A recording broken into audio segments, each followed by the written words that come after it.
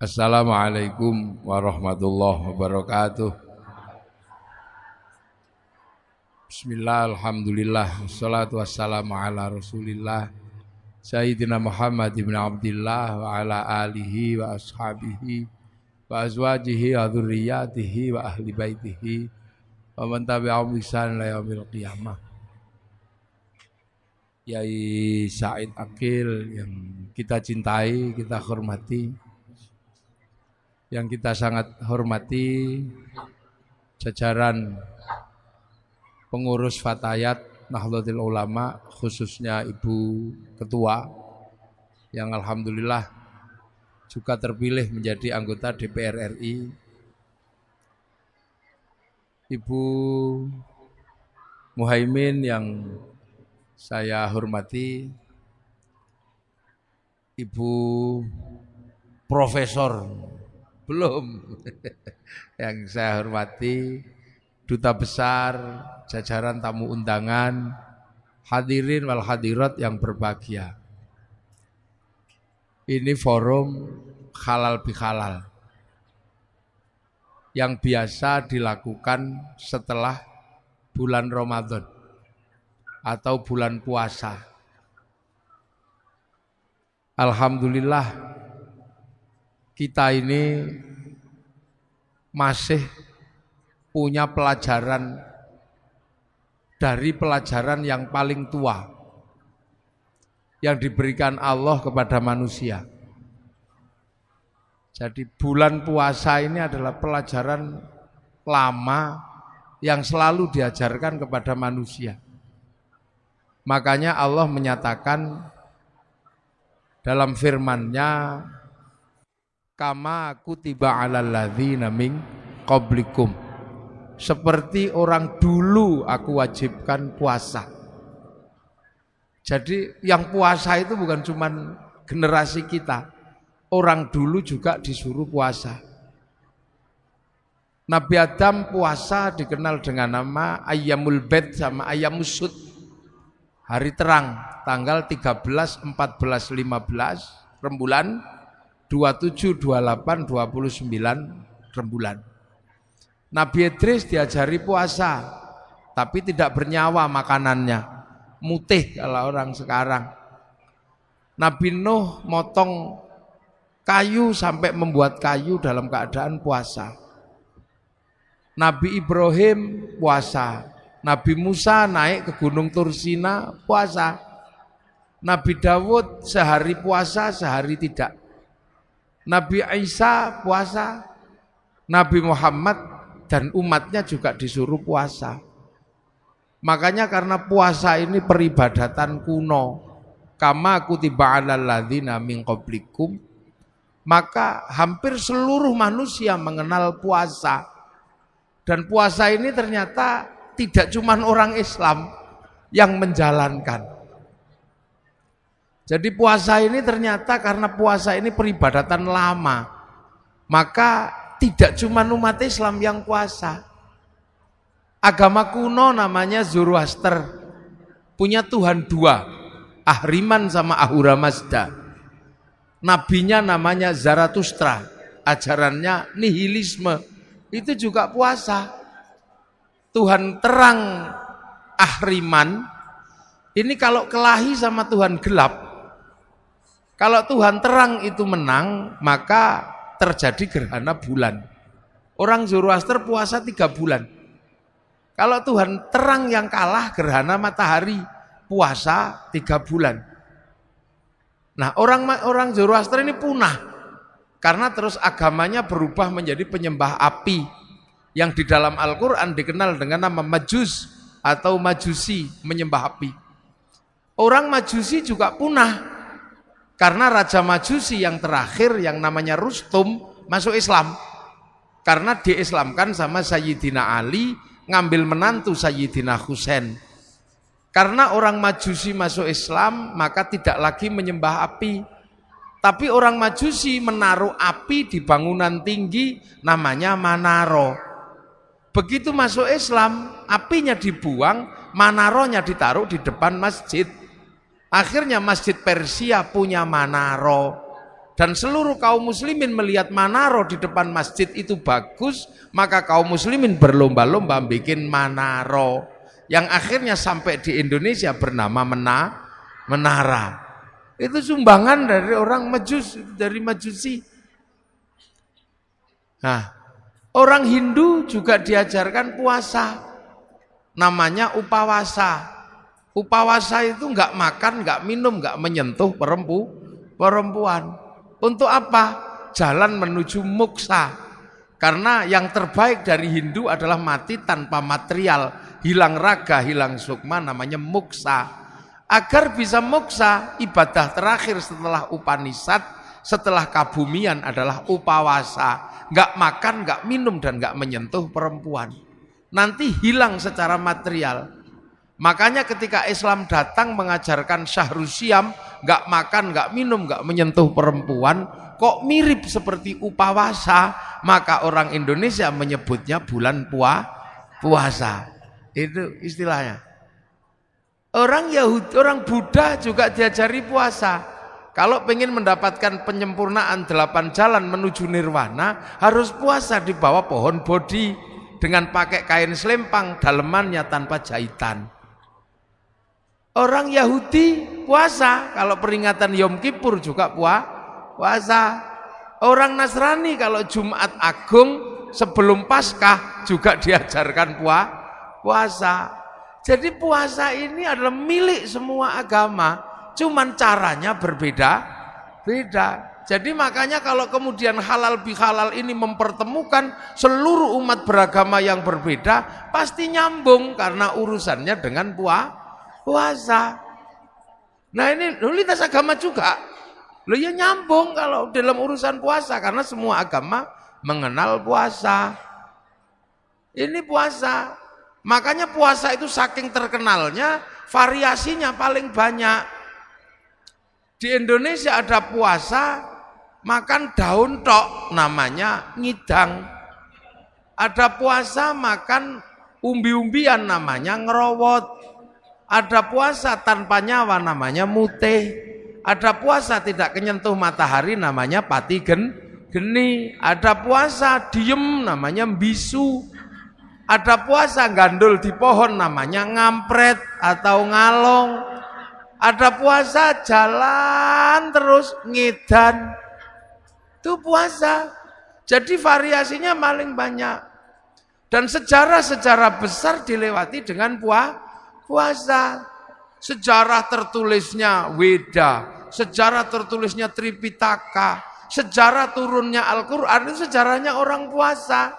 Sang Buddha Gautama tukang tirakat, Walmiki tukang tirakat, Rasulullah juga tukang tirakat. Makanya Quran turun setelah Rasulullah naik turun Gua Hira selama 15 tahun.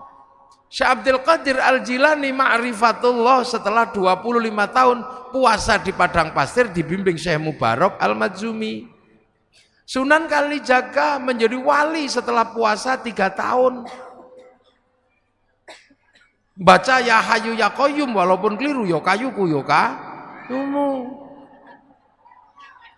Ya, Saridin jadi wali setelah puasa 3 tahun. Baca Allahu Akbar walaupun keliru lawa bubar. Jadi sejarah besarnya ini orang puasa.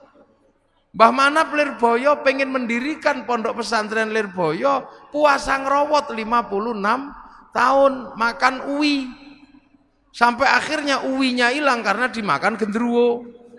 Akhirnya sama Mbah Manap uwinya diganti gadung. Akhirnya genderuwonya makan gadung. Begitu genderuwo makan gadung jam 12 malam, genderuwonya mabuk. Anak makan itu pondok Lirboyo ambruk. Maka dikasih minum minyak jarak. Nah akhirnya genderuwonya sadar terus punya tugas nyantri, santri sebagai tukang ngisi jeding, nyenggot namanya. Makanya Lirboyo itu dulu kalau malam suka ada kriat-kriut itu genderuwo nyenggot. Nah sekarang genderuwonya pensiun karena Lirboyo sudah punya sanyo. Mbah Hasyim Asy'ari mendirikan NU, puasa 3 tahun dari hulu sungai Brantas sampai hilir baca surat Kahfi. Terus tiap malam nggak pernah tidur, ngatamkan surat At-Taubah 41 kali, surat Kahfi 41 kali dalam 2 rakaat sholat hajat. Makanya kalau NU jadi gede ya nggak masalah, wong tirakatnya besar. Maka penumpang NU itu macam-macam. Yang sholatnya rajin ya numpang, yang setahun sekali ya numpang, kadang Bandar Dadu ya numpang. Itu NU apa aja numpang. Makanya tapi karena kendaraan besar jalannya pelan, nggak bisa was-wes gitu. Makanya NU sering disalib kendaraan kecil-kecil, wes gitu, tapi penumpangnya kecil. Yang naik yang cingkrang tok gitu. Yang naik yang jenggoten tok, yang nggak jenggoten nggak boleh naik. Tapi karena larinya cepet was-wes sering nabrak, dikit-dikit tabrakan bruk, nabrak sapi, bruk, nabrak apa gitu. Lah NU biasa. Ya, Ki Gede Pemanahan ketika pengen membangun alas mentau, disuruh puasa 20 tahun sama Sunan Kalijaga. Akhirnya puasa di Bang Lampir Gunung Kidul, pantat bekas puasanya sampai batunya dekok. Punya anak Danang Sutawijaya mbubak alas mentau, mendirikan Mataram 1758 dipecah oleh Belanda jadi Jogja sama Solo jadi Giyanti. Akhirnya Jogja jadi Amengkubuanan Pakualaman, Solo Mangkunegaran Kasunanan. Ki Ageng Pengging pengen punya anak jadi raja, puasa 7 tahun, lahir Joko Tingkir. Gitu. Nah calon Raja Mataram nggak mau jadi raja, namanya Bagus Harun.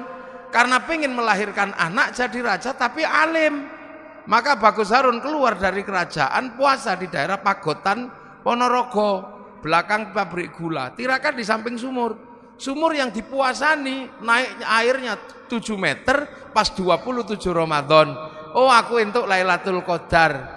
Karena sumur yang menghasilkan Lailatul Qadar, maka sumurnya disebut sumur Sewu Wulan. Orang sekarang menyebutnya Sewulan, maka kampungnya dikenal dengan kampung Sewulan. Raden Bagus Harun punya anak, ganasnya luar biasa, perempuan, fatayat. Enggak ada yang berani nikahi dia saking kerasnya, sampai dikenal dengan nama Nyi Ageng Alap. Enggak ada yang berani nikah, dinikahi Raden Santri, punya anak Mbah Maktum, lahir punya anak Mbah Maklum, Mbah Tafsiran, ada Mbah Kolyub, ada Mbah Ilyas, nikah punya anak Mbah Nafiqoh. Perempuan galaknya luar biasa. Gak ada yang berani nikah, dinikah sama Kiai Hashim Asy'ari, nikah sama Nyai lahir Kiai Wahid Hashim, nikah sama Nyai Solikah binti Bisri Sansuri, lahir anak Abdurrahman Wahid, seorang presiden Indonesia walaupun 2 tahun. Nah, ini tirakat semua mboknya itu dulu. Di Jogja ada orang nggak terlalu pinter namanya Sukirah, pengen punya anak jadi raja, padahal bukan keturunan raja. Tetangganya cuma bilang paling kamu nanti jadi rajanya ketoprak anakmu. Tapi nekat puasa Bu Sukirah 9 bulan, pengen punya anak jadi raja. Ya Allah, ya Allah. Keluar anaknya laki-laki jemblok keriting, dikasih nama Soeharto, jadi presiden 32 tahun. Loh itu makanya dulu orang itu kalau punya hajat besar, senjatanya puasa. Laki-laki mencintai perempuan paling cantik sak fatayat, kok ditolak? Puasa kalau laki-laki dulu. Iya. Masuk masjid, baca ya Rahmanu ya Rahim, 7 hari 7 malam, I love you. Kalau nggak percaya dibalik, perempuan mencintai laki-laki paling ganteng, puasa, baca ya Rahmanu ya Rahim. Kalau nggak santri, cari pohon besar, bacanya Sunan Matakaji, Hajiku Jaran goyang tak goyang, ya I love you. Loh, itu puasa. Jadi puasa itu menghasilkan energi yang aneh.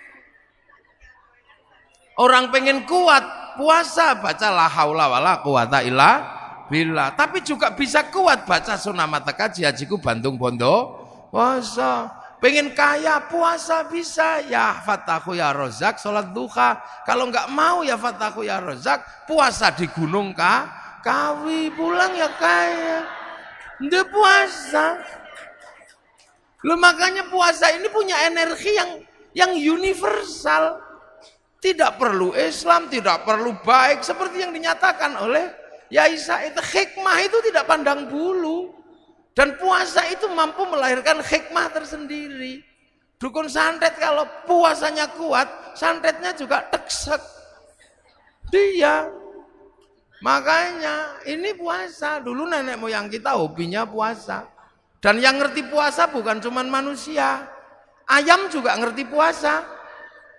Ayam itu kalau mau neteskan telurnya puasa 21 hari.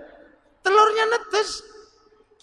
Ulat kalau mau terbang jadi kupu-kupu puasa, jadi kepompong, nanti terbang jadi kupu-kupu. Ular kalau mau ganti kulit puasa 41 hari. Mudah-mudahan puasa kita seperti puasa ulat. Habis puasa terbang jadi kupu-kupu. Jangan kayak puasanya ular. Habis keluar ular lagi. Habis ganti kulit ular lagi. Nenek moyang kita kuat-kuat dulu. Iya kuat-kuat. Bisanya cuman semelai Rahman Rahim. Tapi sakit gigi sembuh. Dukun bayi senjatanya cuman kuoto. Tapi tirakatnya kuat. Bus gitu keluar. Makanya nenek moyang kita gak ada takutnya. Dan puasa ini bisa pakai apa saja. Santet pakai puasa ya kuat. Bahkan cari nomor pun pakai puasa juga tembus. Nah, ini puasa. SDSB. Makanya nenek moyang kita ketemu singa. Oh gitu singanya. Kita cuman ke singanya pergi. Sakit gigi sembuh. Begitu sekarang orang takut puasa. Bismillahirrahmanirrahim. Basin tok. Lah ya makanya dulu orang tidak pernah takut apapun. Bambu runcing sama tentara enggak takut. Sekarang jangankan sama tentara Belanda, jangankan sama singa, orang sekarang sama melinjo takut. Monggo melinjo dan kenapa? Asam urat. Orang sekarang penakut. Orang ayam itu makanan manusia, begitu ayamnya pilek, manusianya ketularan. Lu burung. Orang sekarang ketemu santan takut. Enggak. Kolesterol. Manusia jadi penakut karena punya senjata dari Allah enggak pernah dipakai. Dengar puasa, puasa lagi. Akhirnya remuk tubuh manusia modern, rentan sekali manusia modern ini. Akhirnya kalau sudah rentan pasrah sama dokter, masuk rumah sakit. Begitu masuk rumah sakit, dokternya nggak lupa, kamu tak operasi tapi puasa dulu ya. Nah ya, dokter mau nangani dengan cara puasa. Loh, makanya kita ini diajarkan puasa. Makanya enak ibu-ibu itu sekarang. Walaupun nggak puasa full, ada puasa enteng-entengan sekarang. Jadi tidak cuma people power yang enteng-entengan. Puasa pun ada enteng-entengan, namanya diet. Diet. Nah, diet kalau keterusan dead. Loh, ini pelajaran dari Allah. Kenapa kita takut? Lu makanya begitu kita ini puasa udah nggak kenal masalah. Lu makanya kekuatan hebat itu muncul dari orang yang bisa puasa. Tapi puasa kita ini beda dengan puasa kesaktian. La'allakum tattaqun. Nah, apa sih la'allakum tattaqun? Agar kita menjadi orang bertakwa. Takwa itu apa? Menghadapkan wajah kemanapun merasa melihat Allah, Allah. Kenapa kita bisa merasa melihat Allah? Dengan puasa. Karena dengan puasa ego kita tuh turun. Kenapa? Karena kita ini punya dua elemen. Manusia itu sudah kenal Allah. Wong sebelum turun dari langit sudah dikenalkan. Alastu birabbikum, kamu lupa enggak kalau aku ini Tuhanmu? Nyawa jawab, qalu bala syahidna ya Allah, aku jadi saksi engkau Allah. Fanfukhur ruh, maka ditirup ke dunia. Lah di dunia ditampani oleh daging. Daging apa? Daging yang diproduksi oleh bapak dan ibu dari sisa makanan yang paling bagus namanya nutfah. Ini kan sari makanan dunia.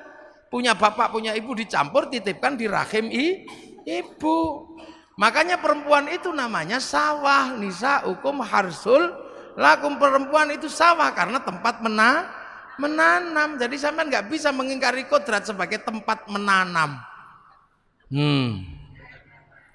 Tempat menanam. Jadi sampean itu sawah. Laki-laki ini yang punya sawah. Makanya sampean laki-laki harus tahu, kalau sawah pengen tanamannya bagus, jangan terlalu banyak sampah dan banyak rumput. Maka perempuan kalau pengen tanamannya bagus, bersihkan. Seperti sawah tanpa rumput dan tanpa sampah. Agar bersih, kalau sudah tumbuh jerawat, masukin salon. Loh gitu. Perempuan itu harus selalu bersih karena tanamannya biar bagus. Nah itu tugas laki-laki, belikan lipstik, belikan bedak. Tangannya nggak boleh kasar, belikan mesin cuci. Tubuhnya nggak boleh pengap, belikan AC. Loh, makanya qawwamuna 'alan nisa itu nggak boleh dilupakan. Kadang ini nggak disampaikan kepada seorang laki-laki. Makanya karena kiainya biasanya laki-laki, itu nggak disampaikan perempuan seperti sawah. Iya, jadi laki-laki ngerti betul ini sawah, harus benar-benar diperbaiki, tidak boleh kotor, tidak boleh ini. Belikan lipstik yang bagus. Yang kedua, perempuan itu adalah sawah. Sawah harus dipupuk dan selalu ada air biar selalu teduh dan penuh kesuburan. Artinya perempuan tidak boleh kering. Karena perempuan tidak boleh kering, maka perempuan harus selalu senang hatinya. Biar perempuan senang hatinya, laki-laki mesti kasih uang. Nah itu.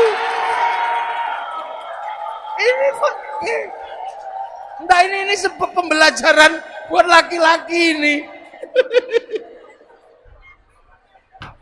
Iya ini, nggak apa-apa biar dia belajar. Ya ini pembelajaran. Biar nanti pulang ngomong sama suaminya, kata kiai, saya ini sawah, saya terima ditanami, tapi tolong dong airi dan kasih kesuburan. Gitu. Perempuan itu sawah, kalau lagi ditanami nggak boleh dibakar, maka perempuan nggak boleh dimarahi. Harus dikasih sayangi, lo bener. Lo iya, kalau perempuan dimarahi emosi. Kalau emosi jantungnya ini di bawah payudara, jantungnya panas, payudaranya mendidih. Air susu nih ibarat santan blondo. Diminum bayi beler. Makanya kalau teteknya nggak sehat, bayinya bengek. Maka ada istilah tetek bengek. Loh ini pakai. Loh ini harus benar-benar ditanam dulu. Karena kalau ini tidak selesai, maka urusan yang lain tidak selesai. Karena tanaman ini yang menentukan masa depan bangsa. Almar'atu imadul bilad. Idza saluhat saluhal bilad. Idza fasadat fasadal. Perempuan ini tiang negara karena melahirkan anak. Lah anak itu adalah kelanjutan estafeta manusia memikul bangsa dan negara. Nanemnya harus kuat, maka sawahnya harus subur. Maka kalau dimarahi biasa aja laki-laki itu. Laki-laki nggak boleh marah, kalau perempuan marah biasa. Iya. Lah iya, marahnya perempuan itu kan buang sampah. Dan laki-laki itu tempat sampah. Makanya kalau sampah lagi dibuang, tempat sampahnya jangan ditutup. Kalau ditutup sampahnya dibuang ke tetangga. Kita pusing WA-an sama tetangga. Karena ternyata laki-laki itu lebih mencintai istrinya daripada anaknya.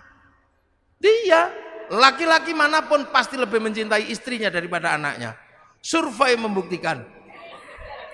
Loh, laki-laki pulang kerja, anaknya di pangku tetangga. Terima kasih.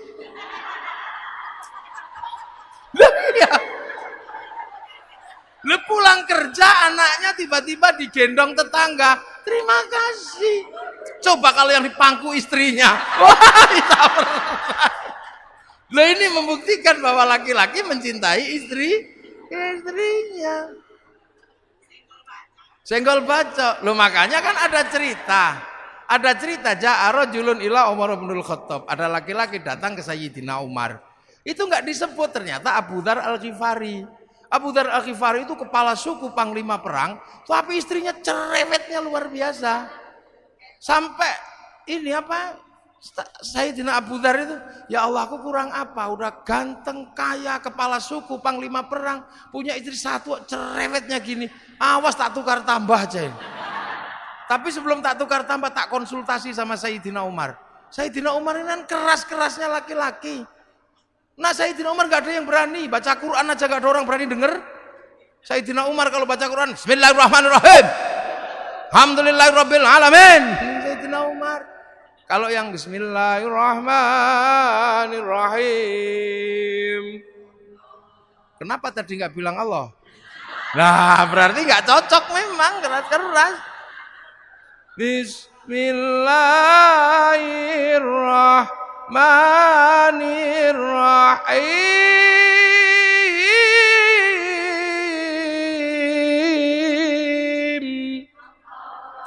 Itu Sayyidina Ali. Kalau Sayyidina Umar, Bismillahirrahmanirrahim.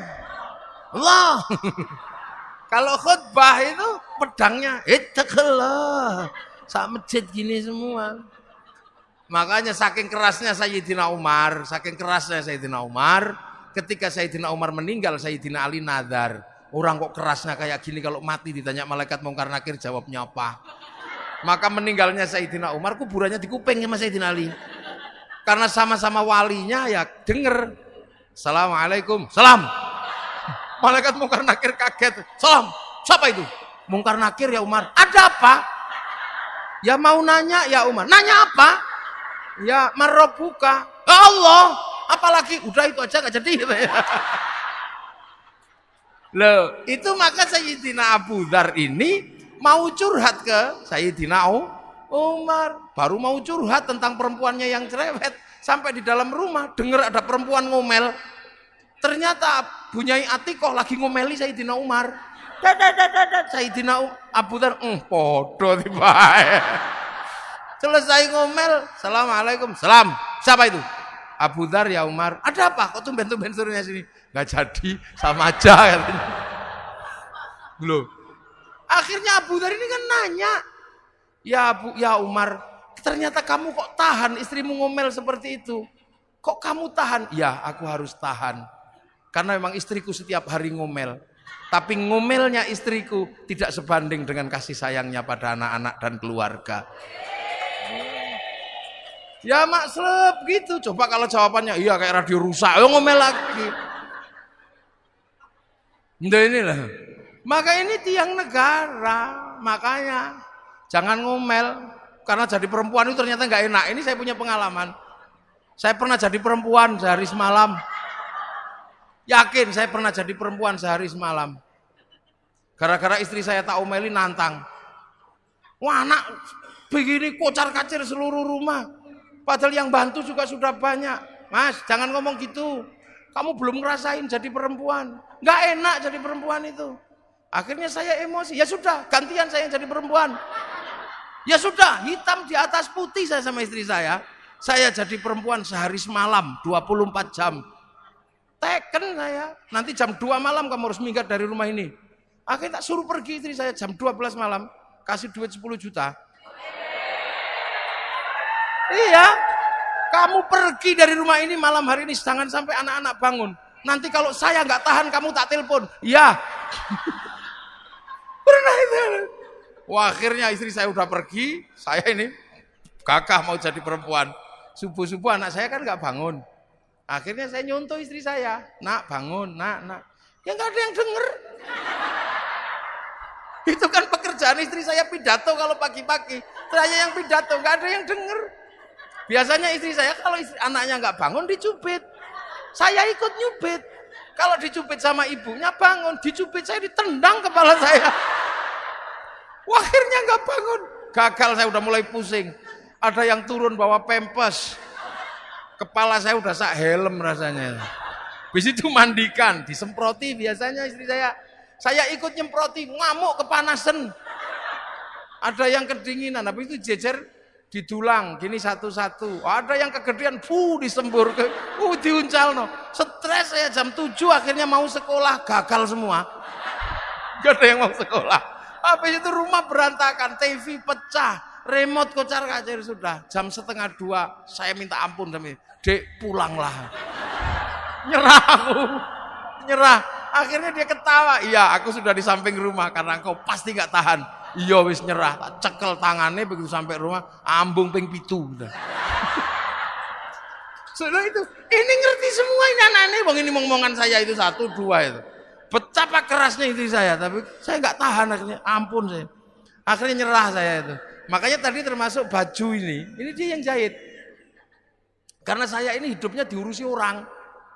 Jadi ke sana diurus, hampir istriku itu jarang ngurusi saya. Maka cuman dia bilang, engkau boleh diurus sama siapa mas, tapi saya minta satu, biar urusan bajumu dan sarungmu urusanku, biar nanti kalau engkau masuk surga aku tak bisa gandol katanya. Mana itu aja, karena itu aja dia minta. Akhirnya ini sarung, ini dia yang jahit. Saya baru ngerti ternyata yang dijahit itu apa, selimut.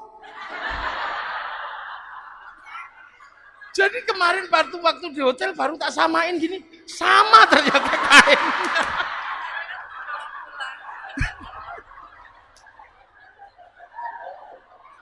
Jadi dia punya kebiasaan beli selimut untuk digelar di ranjang itu. Nanti setelah itu dia cuci, terus dijadikan sarung ini. Katanya. Biar kemanapun kau selalu mengingatku katanya. Iya. Makanya saya itu gak bisa marah sama istri saya.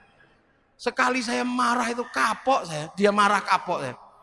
Dek dandan yang cantik. Ya mas. Karena pagi nanti kawinan santri. Gak boleh kau kalah cantik. Dandan habis subuh. Jam 7 keluar rumah menurut saya udah paling cantik. Naik mobil di depan. Samping ini sopir santri namanya Arifin. Anak saya di belakang sama istri saya di depan. Tak lihat dari spion. Oh cantiknya. Tapi begitu sampai di perempatan lampu merah, ada perempuan cantiknya luar biasa. Murid saya nyeronong, ya Allah, ayune taiku. Dari belakang saya lupa dicubit itu sakitnya luar biasa. Itu kayak tang. 3 tahun yang lalu saya masih kerasa sampai hari ini sakit-sakitnya. Sambil ngomel nangis itu bedaknya rusak itu. Dasar mata laki-laki. Ada saya aja berani memuji perempuan lain. Oh no, nangis saya. Iya dek sepurane. Gak ada maaf. Perempuan sudah tersembunyi masih bisa dilihat. Aku mau bilang enggak ya enggak mungkin dong terlanjur ngomong. Akhirnya saya dengan gaya laki-laki, iya dek. Saya memang tadi melihat perempuan cantik di dalam mobil yang tersembunyi itu. Iya mata laki-laki. Iya karena aku laki-laki. Perempuan cantik dimanapun yang tersembunyi sekalipun aku pasti tahu. Karena kalau aku nggak mampu melihat perempuan yang cantik dan tersembunyi, mana mungkin dulu aku menemukanmu.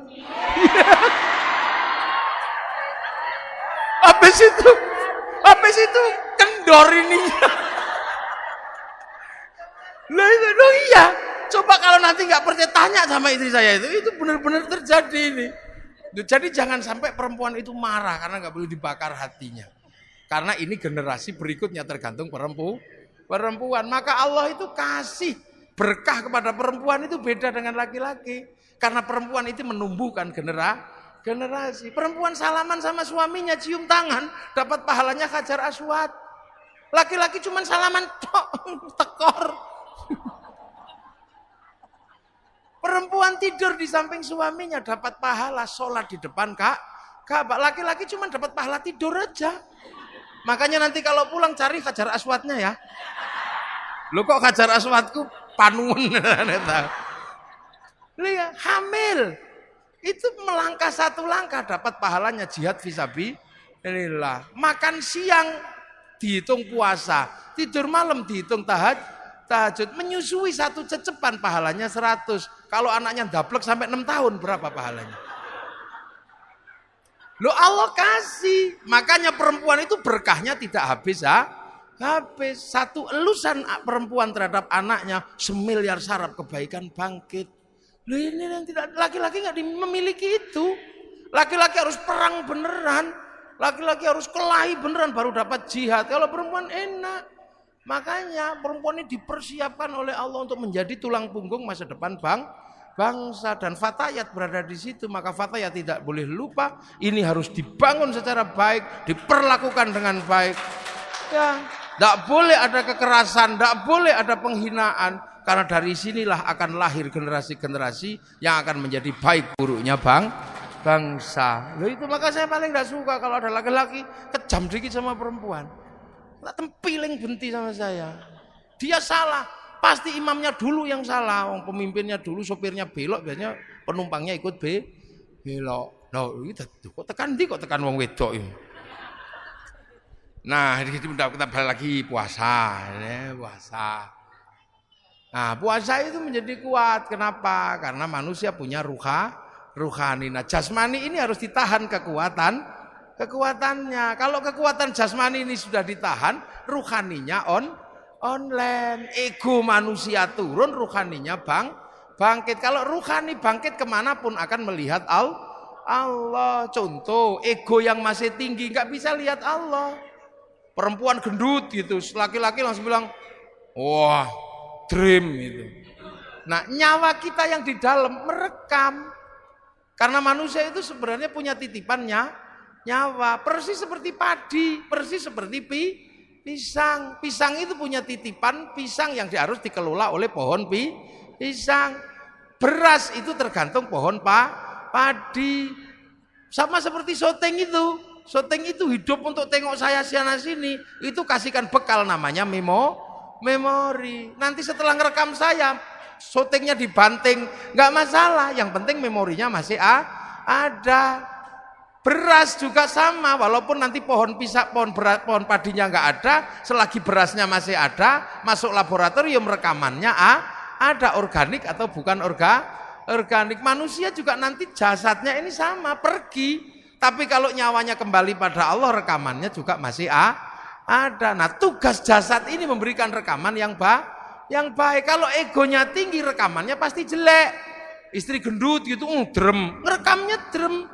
Tapi kalau egonya sudah turun, rekamannya pasti bagus. Istri gendut, alhamdulillah, istriku gendut, nggak tak kasih makan seminggu juga masih hidup. Rekamannya Allah. Nah, iya, sendal hilang gitu. Kalau egonya tinggi, kambing ini.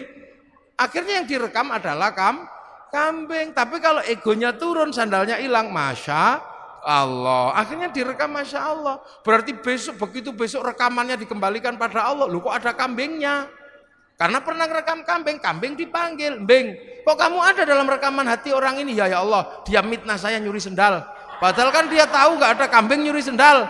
Saya nggak terima, neraka. Makanya orang kalau egonya turun, rekamannya Allah. Lihat ayam naik masjid, alhamdulillah ya Allah, ayam naik masjid. Kok belum begitu jerot, alhamdulillah ya Allah, santriku bisa praktek toharoh, membersihkan telek dari atas masjid.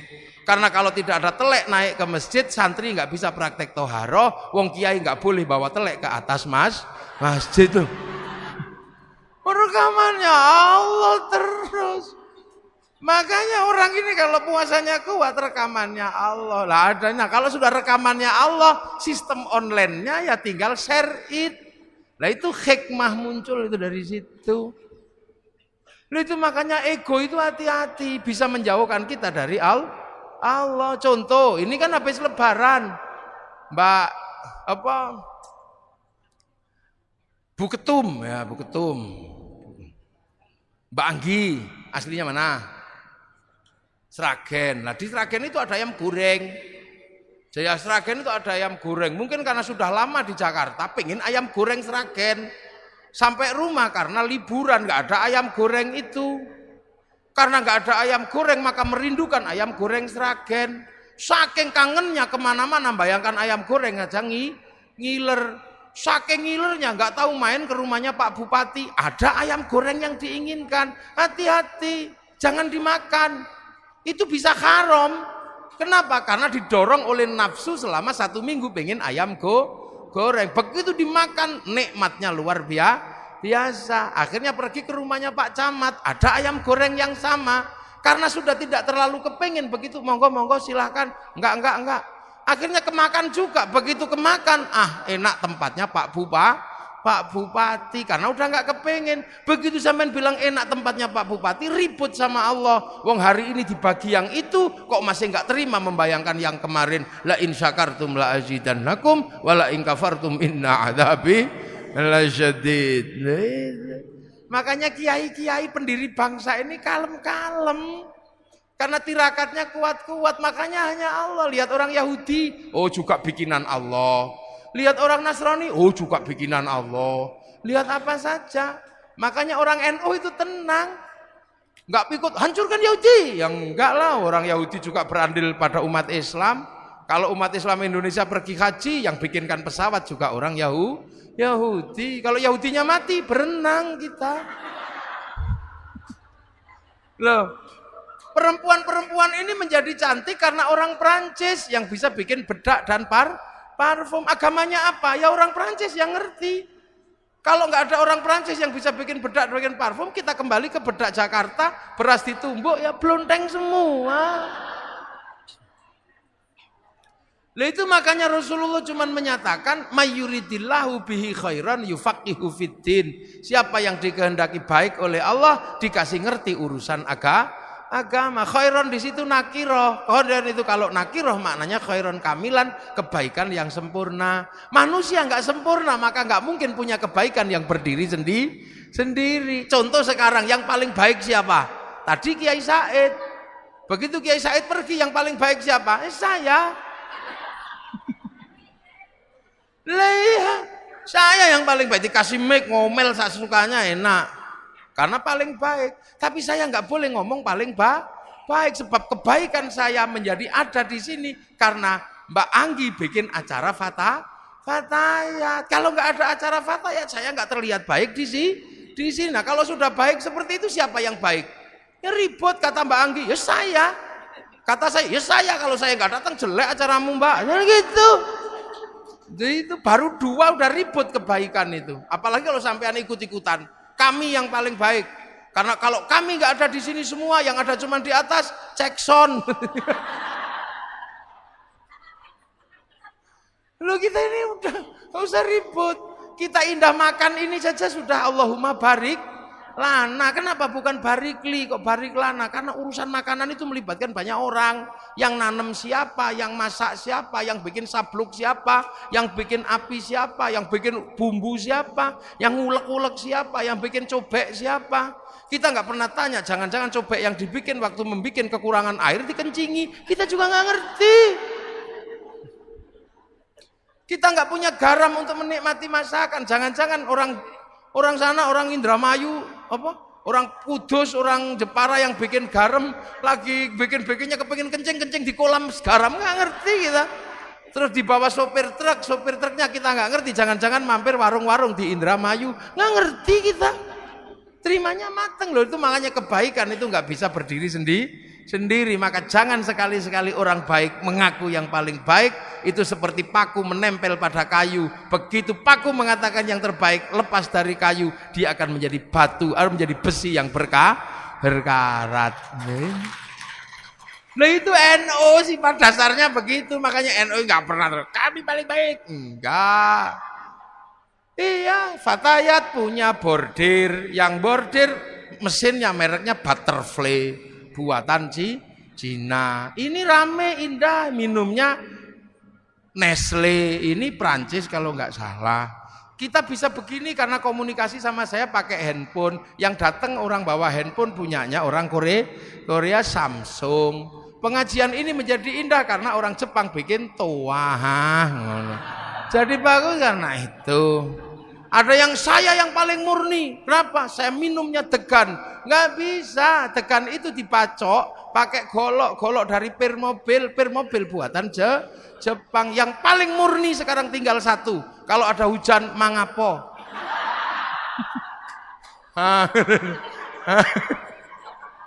Loh, sifat dasar NU dan Kiai itu seperti itu. Maka jangan salah paham.